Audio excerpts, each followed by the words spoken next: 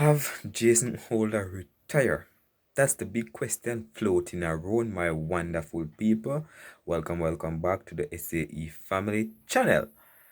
So my people, today I was browsing the media as usual. I woke up on this article where Jason Ola was in an interview, my people, where he was asked the question if he has retired because we can't see him around West Indies, and he shed little light on the reason why he's not a part of the West Indies team right about now. But as regard to retirement, he said that's far away. But we're gonna fill you in on all the details. But before we do so, my people, please go ahead, hit that subscribe button and turn on the post notification bell.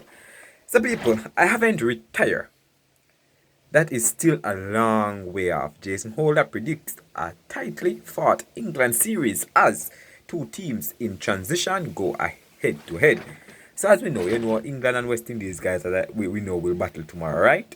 And both of the team guys, he said transition, but I wanna say new faces are new group in the mix. You understand? But the rivalry will continue, guys, between the West Indies and England. You understand? So it's going to be tough. But Jason Ola says England's third white ball tour of the Caribbean is in as many years is a massive boost to their survival on an international team and goes a long way towards repaying the ECB's debt to his team after they helped to save the finance of England cricket during the COVID summer 2020. So, I understand what Jason Ola is saying, my people. It seems as if when West Indies played England in the 2020, guys, they were going through some stuff and the West Indies helped them out, in playing cricket to their, bringing cricket to their home or, whenever. But we're gonna get to hear everything that he had. He said, speaking at the end of that tour, Ola had warned that the ECB would be obliged to reciprocate the favor to help out cricket smaller countries who lack the financial clout to stage matches during a global lockdown. Now, 4 years on, he believes that England have been fulfilling their side of the bargain. So he's saying that they made a bargain or promise, something like that, guys. Just before we get to the juicy thing, that's what he said in the interview, right? He further went on to say, I think it's fair. I think it's a fair way of putting it. Holder told ESPN Cricket Info ahead of an 8-match tour that will be shown on TNT Sports in the UK.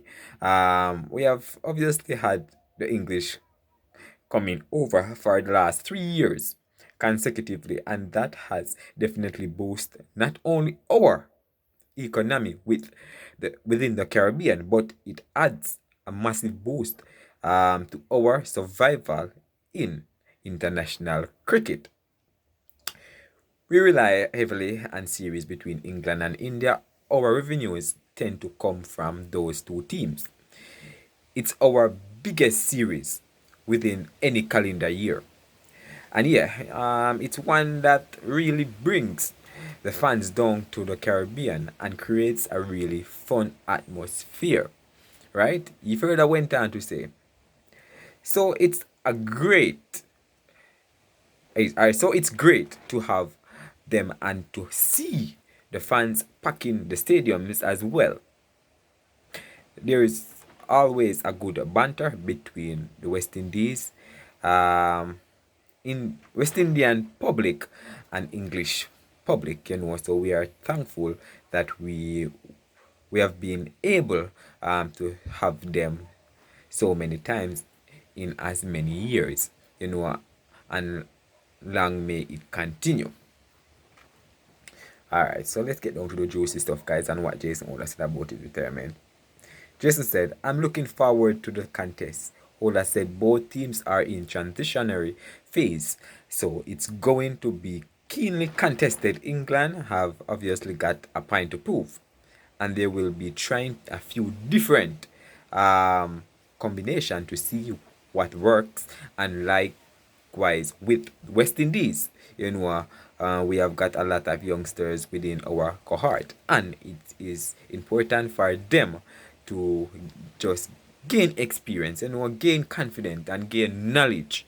I think this series will go a long way to developing our base at a rapider rate. You talk a little bit about Joel Andrew, guys, a young West Indian 17-year-old guys, and he's taking the scene, guys. Everybody can remember him of. We remember they're saying that he reminded him of Garfield Sober made his debut for West Indies at 17, and this young man has made his debut the last match in the ODI series, but he never really played any. He never really get to bat, guys. He feel and so, but he never really get to bat and see what he has to offer. But I think this time around he will get another opportunity. I like the young 17-year-old. They're giving him opportunity. I'm happy for that. They see a bright future in him, and everybody can look and see that he's talented and he's one for the future. The first time I saw him was when I played against him quite recently in the CPL. Holder said he definitely stood up. He looks a very easygoing player. He's got time and any top alright, he got time, and any top order batter who shows signs of having time is promising. Yeah, man, he got time. He's just 17 years old. Come on. It's important for him to learn and work hard, but the sky's the limit for him. He's scored runs at the level below, and he's coming in with some confidence. We all remember when we first came into international cricket, when we had that freedom to express yourself, and the more he expresses himself and gains knowledge and confidence, that will put us in good stead in years to come. Yeah, man. So we are building towards the future, as everybody can see. Andrew, we are building towards the future with him. We have never been short of talent, Hola added. It's just a matter of harnessing the talent and making sure that we make full use of it. There is no doubt that he's one for the future, and I hope that West Indies put things in place to keep him in and around the system and make sure he develops a steady rate so that we can utilize him in years to come. Holder, guys, as he said, Holder himself hasn't been involved in West Indies white ball setup since pulling out of the T20 World Cup, right? Planned through injury in June, and will instead be a studio pundit for TNT in the UK throughout the 8-match tour. So that's the reason why they're asking Jason Ola if he's retiring. So he's over there doing some commentary, I think, with the UK. The England cricket team is playing, so he get a good job there, guys, and I think he have to take it, yes. He said, ask the question if he has retired. He said, I haven't retired. That is still a long way off, he said, with an eye on the next 50 over World Cup in 2027. We have still got a few more series to play before then, so I am just working myself back to full fitness to get back on the field and be able to play at full capacity. He further went on to say, when you look and he further went on to talk about the West Indies team. He said, when you look at our overall performance, we probably feel a little bit disappointment that we fell short, but the beauty of this squad is not too old. We have still got a quite youngish side that can stay together for the next 2 years to fight for another trophy in 2026. So I don't think it's all is lost, right? We need to understand our strengths and weaknesses and just keep improving. So he was asked a question about the last game, Sri Lanka. That's his response to it. You understand? In the meantime, he anticipates another high-scoring showdown between two aggressive white ball outfits, one in which the Caribbean notoriously fickle winds could once again play a big part in the tactical battle that unfolds. So he's saying that West Indies and England might put on a really good show for us, with their power hitting, because both teams are similar, guys, with power hitting players in their ranks, they can do damage.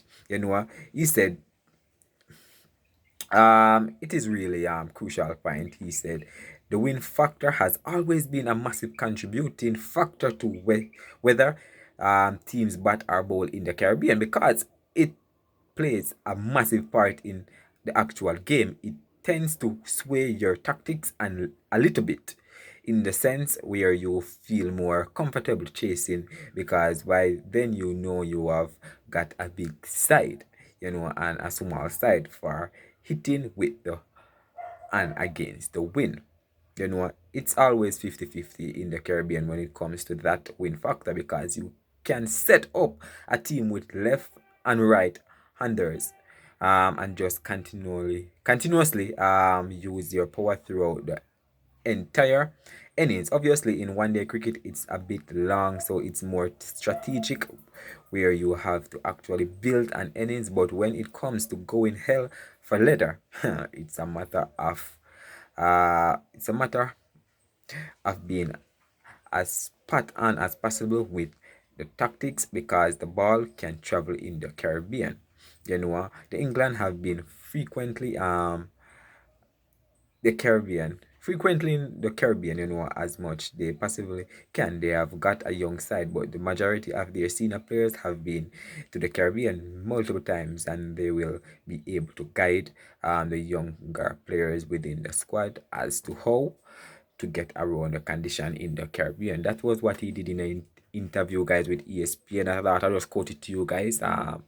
Big up on yourself and respect for being here. Like, more, alright?